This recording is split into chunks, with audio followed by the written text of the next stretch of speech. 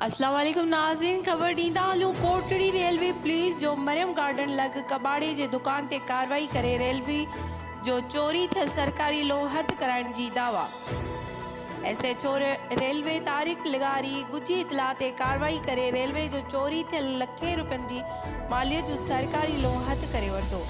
उन सिलसिले में SHO तारिक लिगारी ॿुधायो त चोरनि ऐं ॾोहारनि खिलाफ़ क्रैक डाउन जो सिलसिलो तेज़ कंदे मरियम गार्डन ते कार्रवाई करे हिक जवाबदार ज़मीर अली फलीपोट्रो खे गिरफ़्तार करे संदसि कब्ज़े मां चोरी थियल सरकारी लोह हथ कयो, जंहिंजो केस पिणु दाख़िल कयो वियो आहे। अहिड़ी तरह कार्रवाइनि जो सिलसिलो जारी रहंदो।